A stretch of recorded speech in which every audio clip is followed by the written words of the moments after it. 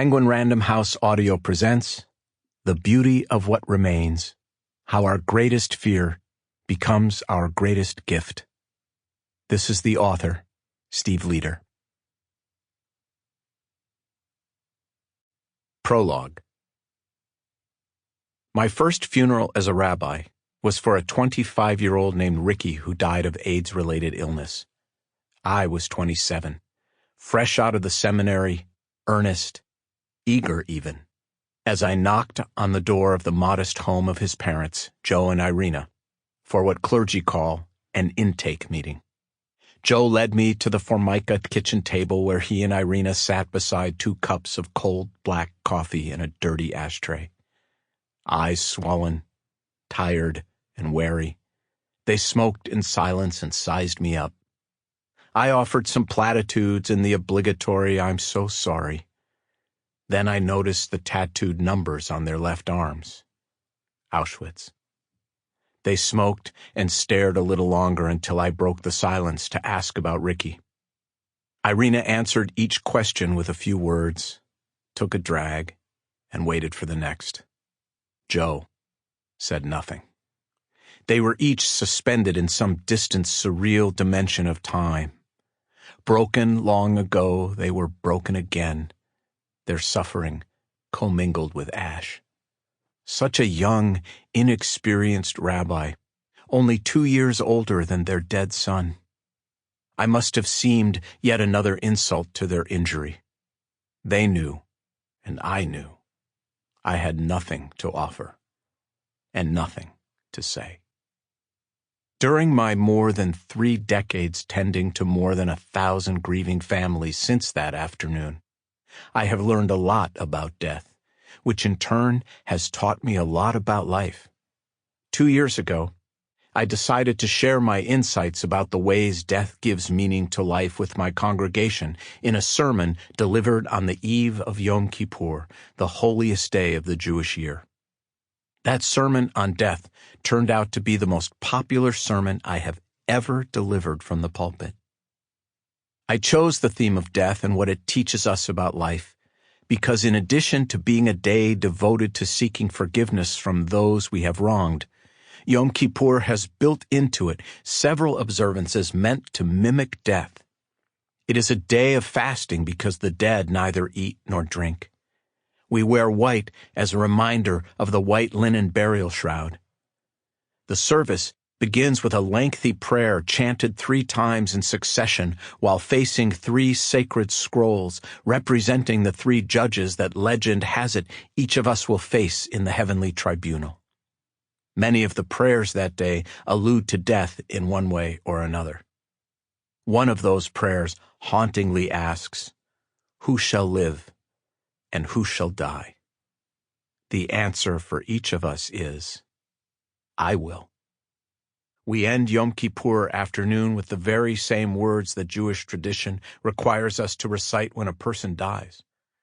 The idea behind these rituals and prayers is the hope that contemplating death will inspire us to change our lives. The sermon was what preachers call a list sermon, in which I listed and then elaborated upon 10 lessons I had learned about death as a result of seeing it up close for so many years. Requests for copies poured in from all over the world. That's when I knew I would write this book. What I didn't know was that my father would be buried 1 year to the day after that sermon was delivered, and that his death would force me to rethink both my sermon and this book. Yes, when I wrote the sermon, I definitely knew more than the day I knocked on Joe and Irina's door. But just when I thought I really knew something, my dad, much as he had done so many times before in his life, pushed me painfully further in death. Lenny Leader had incredible instincts born of his youth on the streets. My entire life, I hated it when he would say, "Stephen, where you are, I've been. You don't know shit." My father's death forced me to realize that what I knew about death and how it informs life was the result of seeing other families' loved ones die, other families' grief, not mine. Sure, I had seen a lot of loss, but vicariously, 1 degree removed from the truth. I was an experienced rabbi, well-schooled in the craft of death. But my dad was right. I was full of shit. This book is my apology, setting the record straight for the ways in which that most popular sermon was shy of the deepest truth. I want people to know the deepest truth about what death teaches us of life. I want us all to lead more meaningful, more beautiful lives, less anxious, less frenetic. I am writing this prologue after 12 weeks of stay-at-home orders. Pandemic death has caused the greatest global pause in our history.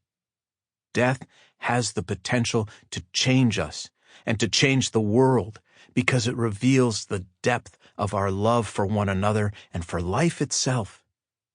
Understanding death, its rituals, its lessons, its gift to reshape love through memory, its grief, its powerful reminder that it is not what but who we have that matters, gives our lives exquisite meaning.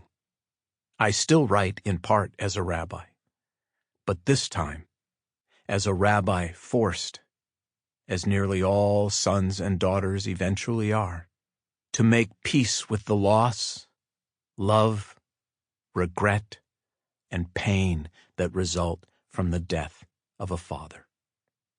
The first time I felt how painfully complicated it would be for me, the rabbi and the son, to face my father's slow decline was the first Friday afternoon he spent in a nursing home. The home was established by the Jewish community in Minneapolis to take care of its elderly. It was a Friday afternoon, and knowing who I was, the program director asked if I would please lead the brief weekly service in the activities room for the residents to welcome the Sabbath. Then she handed me an inflated balloon. "What's this for?" I asked. "Well," she said, "it's good for the residents to have a little exercise and stimulation during the service. All you need to do is hit the balloon toward them in their wheelchairs, and when one of them catches the balloon, it's that person's turn to answer a question, sing with you, clap their hands, or do whatever else you want them to do to participate in the service.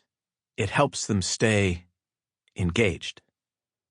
On my father's first day in a nursing home, I got up in that cheerless, multi-purpose room full of old, confused souls and put on my best rabbi act. I was outgoing, full of wisecracks and loud. I exaggerated my gestures, much as I did most Friday mornings at services for the temple's nursery school children back home. The same shtick worked equally well in both places. I hit the balloon and watched it drift toward the 20 or so residents on my father's floor, all gathered together, many unsure why. "Good catch, Sally. Now, help me with the blessing for the candles. That's it. Come on. You know the words." "Okay, it's coming to you next, Maury. Attaboy, arms up, grab it. Good job. Now, sing with me, Maury. Come on, clap your hands, too." For reasons and in ways you will understand later, my dad was not like other dads. The idea of playing a game with my father, or his catching a balloon, or participating in anything with a group was hard to imagine. I had never, in my entire life, played a single game of catch with my dad. We never shot baskets together in the driveway. Not once did we toss a baseball or a football around in the yard. But there he was, my formerly strong, uncompliant, difficult, powerful, frightening, hilarious, crude, successful dad in a wheelchair in a nursing home, lined up with the listless and the lost, his arms in the air hoping for a balloon. How could it be? I didn't want to toss him the balloon. I didn't want to make him part of my act. But he was waiting, like the rest of his new neighbors, for the rabbi to send the magical floating orb his way. So I did.